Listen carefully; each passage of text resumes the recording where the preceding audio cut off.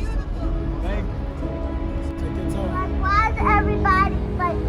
y'all, I'm Attica Scott, former Kentucky State Representative, and you're joining me today on State Live Streams.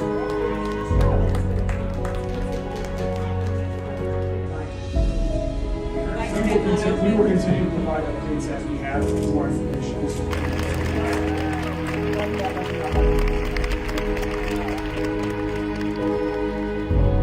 Kentucky State Representative, and you're joining me today on State Live Streams.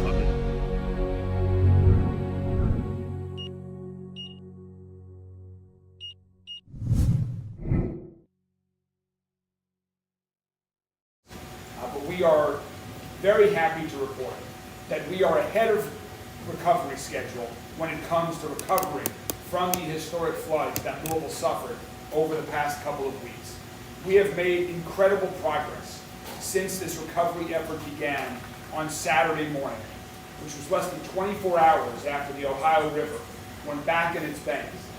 Over 300 volunteers showed up on Waterfront Park to begin cleaning up, coming together as this city does time after time to help one another when there are challenging moments. Over the past 3 days since Saturday morning, our public works crews, our contractor, have been working literally from sun up till sundown, cleaning the flood debris, trash, mud from the roads, sidewalks, parking lots, and other public areas. I want to give a giant thanks to all of the volunteers that came out and all of the incredibly hardworking public servants and contractors that we're using to help recover from this. We have some major events coming up with the Kentucky Derby Festival at Waterfront Park, starting this weekend with the PNC Tour de Lou, which is an amazing bike race. And I'm thrilled to report that event, along with all of the other Kentucky Derby Festival events, will be going on as planned, as scheduled, thanks to this amazing recovery effort. In terms of where the recovery efforts have been focused, over the past 3 days, our crews have worked along River Road, from downtown, east of downtown, and in the far southwest corner of our city. I'm proud to report that River Road is now reopened from Witherspoon downtown all the way east to Zorn Avenue. We've also reopened all of the ramps for Zorn Avenue from I-71. In southwest Louisville, we've reopened all the roads at Dixie Beach, Catherine Station, Watson Lane, Lake Dreamland, and we'll be reopening roads in Adams Beach very soon. We're also working as quick as possible to reopen several metro parks along the river, including Eva Bandwidth, Cox's Park, and the golf course at Shawnee Park, which was almost totally underwater. Waterfront Park has made amazing progress in these past few days, from where we saw it on Saturday morning to where it is today, and we're excited to get that back open for the Derby Festival events and for the public to continue to enjoy. Right now on River Road between 2nd Street and 9th Street, that is a big focus of our attention right now. There is a significant amount of debris in those areas. Most of that debris has now been removed, and we're focused on removing the mud and the muck that remains from these historic flooding conditions. We hope to get the 3rd Street ramp off I-64 open ASAP, and we'll put out a notice when that gets reopened. But that area on River Road between 2nd and 9th Street is a big focus right now. On Friday, I committed to the city that we are going to make sure Louisville is as clean and beautiful as ever in time for the Kentucky Derby. And I'm proud to report that we are making progress towards that goal, that our city is going to be as clean and beautiful as ever for the Kentucky Derby Festival events and the 151st running of the Kentucky Derby. Last time our city experienced a flood of this magnitude, it took about 6 weeks for the cleanup to happen. We are going to break that time by a significant margin, thanks to the incredible work by so many people. We are well ahead of schedule. We also want to give an update on impacted residents. This flood did more than just damage property and roads and parks that we're cleaning up from. It also impacted people's lives, businesses, and homes. Since Friday, we've been able to get a little bit better assessment of the property damage that took place throughout our city. This goes back to the tornadoes that we experienced in J-Town, in Fairdale, in Middletown that happened before the flooding even occurred. Currently, we believe that there are about 1,200 homes and businesses across the city that have been damaged by this combination of storms that we suffered. We're very focused right now on homes along Harrods Creek that have been impacted by erosion along Harrods Creek in the Prospect area. Our thoughts are with the residents and businesses who have been negatively impacted by the storms and the flood. We're thankful that no one has suffered a serious injury or worse as a result of this severe weather, and we are doing everything we can to support the residents and businesses in their recovery. And right now we're working on finalizing our debris cleanup schedule so that we can provide curbside pickup for homeowners and other private property owners that have a significant amount of debris on their private property. We want to be able to clean up all of that debris. We'll be providing more details on that later this week. One final message is that you may encounter cleanup crews over the coming week. If you see them, please let them do their work. We will let people know when parks have been reopened, when it's time to re-enjoy. But we want to give our crews space to work so they can continue this record-breaking pace of a cleanup in our city. They've done a great job over the past few days, and we do not want to slow them down. And finally, on behalf of all of Metro government, I want to thank everyone that's been involved. All of our crews that have been involved that are part of our city government team and our contractors. I want to thank Governor Beshear and the state of Kentucky for their tremendous support during this as well. And I also want to thank our representatives in Washington. We're joined here today by Senator McConnell. I want to thank him and the rest of the delegation, Congressman McGarvey, Senator Paul, and all of the others who have joined together to support the response from the federal government through FEMA to provide us with assistance so that we can be reimbursed for these cleanup efforts and that we can continue to move Kentucky forward. Senator, thank you very much for your effort in leading this delegation to ensure that we get the federal response here in Kentucky to help us clean up. And thanks for joining us this morning. Welcome. Well, thank you, Mayor. I'm here because it's my hometown, and I'm obviously concerned when I heard what had happened. Unfortunately, as all of you know, this has been a problem all across our state the last couple of years. Floods, tornadoes, been a very, very active period for these kind of disasters. I remember years ago, before we went to Metro government, I was running for a local office here, and we had a 6-week ice storm. Didn't go away in 6 weeks. My first year in office, we had it again. And Mayor, our biggest concern was, do we now go out and buy equipment? Is this going to happen every year? Or rent it when it does happen? We decided on the latter, and I think we've not had that kind of disaster. So local government is very, very challenging. And I'm just here to thank the mayor and his whole team and all the volunteers that have been showing up. They gave me a good briefing before coming out here. It's been a remarkable team effort to get Kentucky ready for the derby. Thank you for all the volunteers and all the outstanding work that's been done. Thank you, Senator. Thank you very much, Senator. The Senator has to run to another engagement, but we're going to continue with one other quick related announcement and recognition prior to taking your questions about the flood. This week, coincidentally and appropriately, is Public Safety Telecommunications Week. And so I want to ensure that the entire city of Louisville knows how proud we are of all of our public safety telecommunicators that are working right behind us and right behind this wall. They're there for us during natural disasters. They're there for us in times of crisis. They're there for us after challenging public safety events.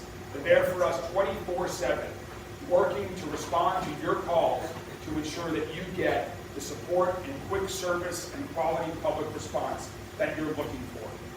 So here today with Deputy Director of Emergency Management, Assistant Kelly Jones. And Kelly, on behalf of all of us at Metro Government, on behalf of the entire city, thank you and your team, Amy and everyone else, for what you all do so that Chief O'Neill and all the other first responders can get there quickly, can respond. You all are a key part of our first responder network. Thank you very much. Thank you, sir. Thank you, my officer. Thank you. With that, I'm happy to take any questions that you all have from members of the meeting.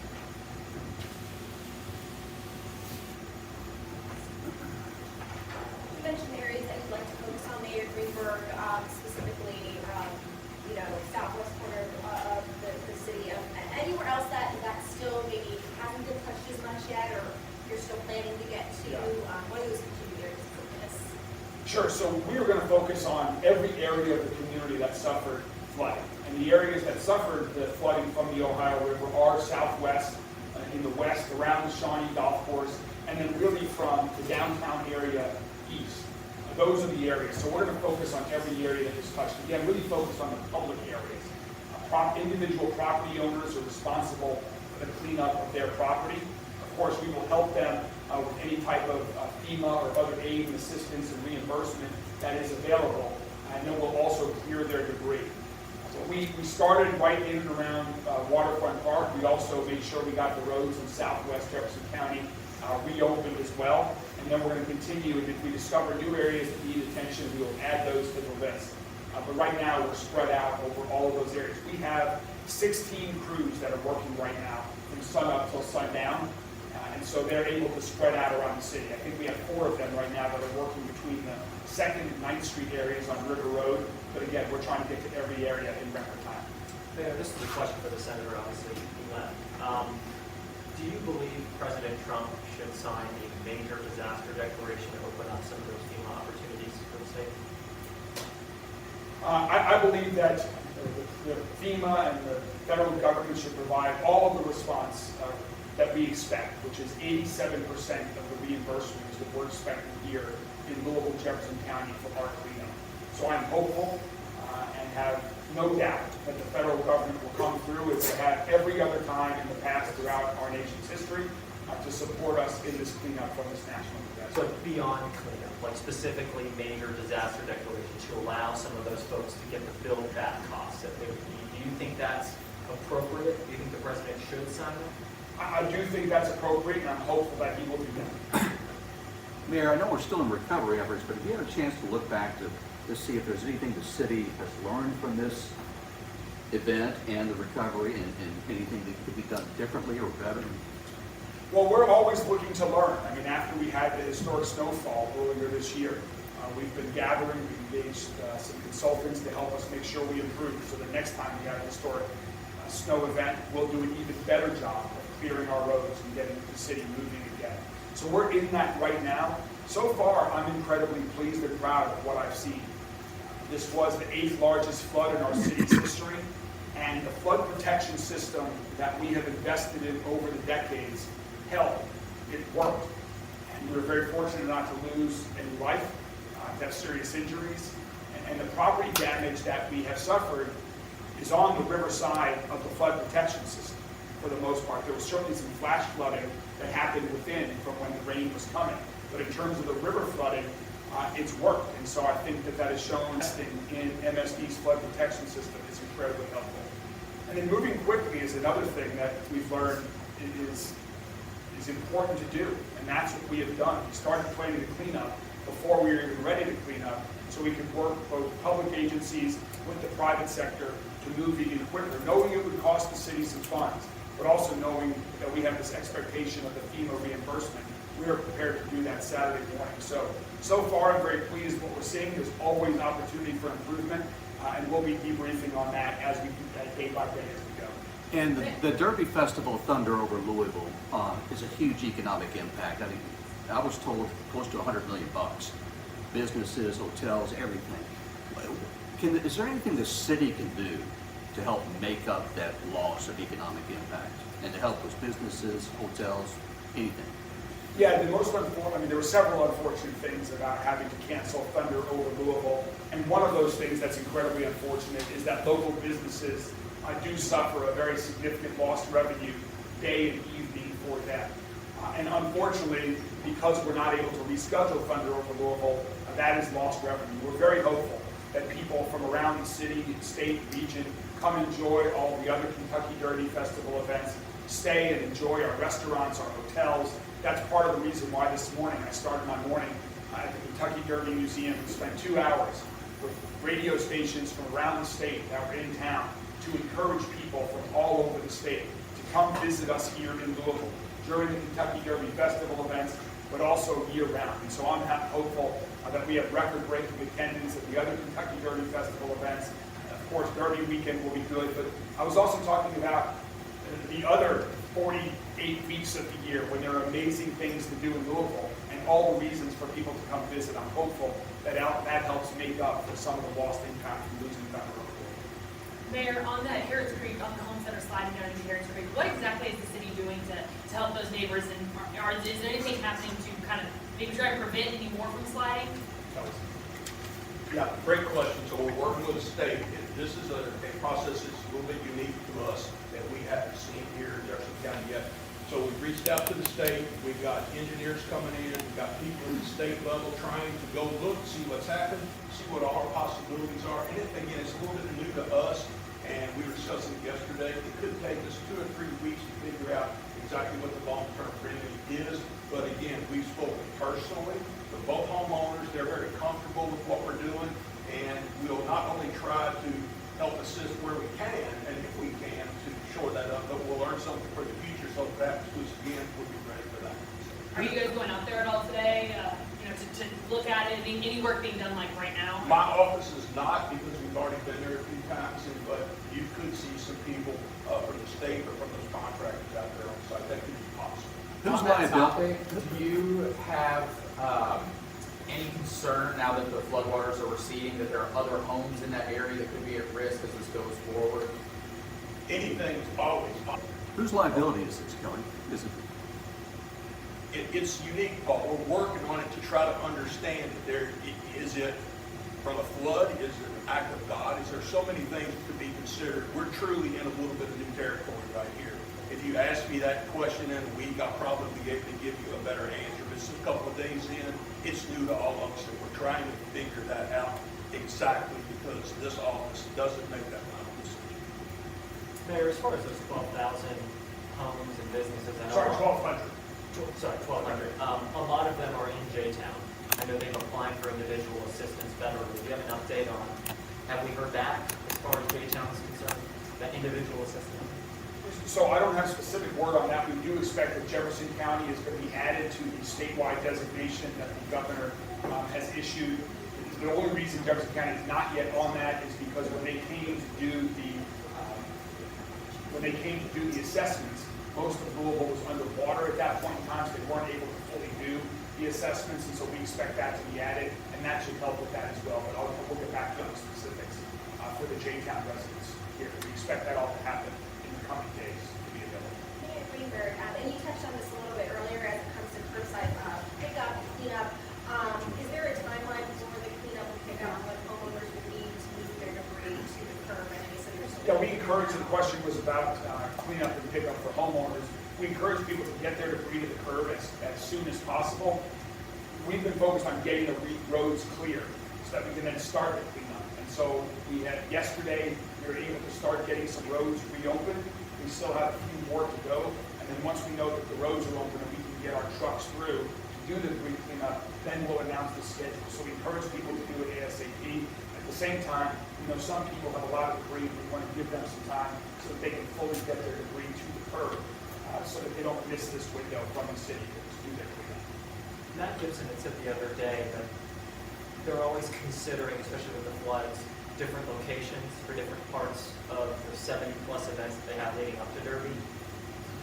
Is that still a consideration? Will like a chow wagon be somewhere else in the city, not So the question was about the Kentucky Derby Festival and moving some of their events based on the weather. So Matt can answer that question better than I can, but my understanding from talking to Matt last night about all these topics is that Festivale, for example, formerly known as the Chow Wagon, they will slightly, it's still going to be at the waterfront. They're going to slightly redo the map because the one part of it's cleaned up, but it's still unusable for a large event like the festival, is the north part of the Great Lawn. It's incredibly wet, it's incredibly muddy, and we need to give Mother Nature some more time. There's not much more that us humans can do to make it usable for a large event like that. And there were certain things that happened for the festival on that part of the Great Lawn. They're going to move them to another adjacent area. So it's all going to still happen in the same general vicinity, but it'll be slightly different than they originally planned. Same thing with the bike race, they're slightly altering the route, is my understanding, but it will generally go on as planned. So they're working on all those, and that is the Kentucky Derby Festival in all specifics. Still around that Witherspoon sort Yes. of being on the area. Yeah, the core of Festivale will still be at the same location. I was out there last night, it's going to be ready to go. We had a question unrelated to flooding over here. Okay, and then we've got to wrap it Thanks, up. Kevin. We'll circle back. Thanks. We have seen a unfair verified social media post about a JCPS student being deported. Is there anything your office can offer? So the question was about an unverified social media post about a student allegedly at Doss High School that has that is not to be seen right now, and his whereabouts are unknown. We are trying to confirm that ourselves. As of last night, we don't have any formal confirmation from JCPS.